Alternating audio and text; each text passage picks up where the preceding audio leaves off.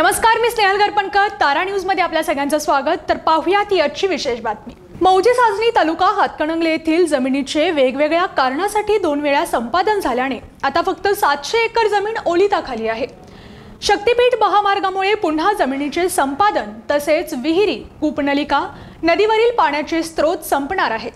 या महामार्गामुळे शेतकऱ्यांवर उपासमारीची वेळ येणार आहे. त्यामुळे हा महामार्ग रद्द करावा अशी मागणी साजनी येथील शक्तीपीठ महामार्ग विरोधी कृती समितीने गुरुवारी जिल्हा प्रशासनाकडे केली आहे. बजरंग पाटील, आनंदराव पाटील यांच्यासह शेतकऱ्यांच्या शिष्टमंडळाने निवासी उपजिल्हाधिकारी संजय तेली यांना याबाबतचे निवेदन दिले. नागपूर रत्नागिरी हा 6 पदरी महामार्ग पूर्णत्वास जात असताना नव्याने नागपूर गोवा शक्तीपीठ महामार्गाची गरज नाही. मौजे साजनी गावचे एकूण क्षेत्र 1100 एकर असून त्यापैकी गावठाण हद्दवाढीसाठी गावाभोवतालची 100 ते 150 एकर क्षेत्र जमीन संपादित केली आहे.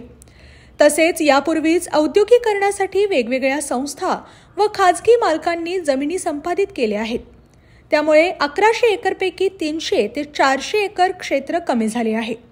आता फक्त 700 एकर जमीन ओलिताखाली असून शक्तीपीठ महामार्गासाठी अंदाजे 100 एकर बागायत शेती संपादित करण्याची अधिसूचना शासनाने काढली आहे.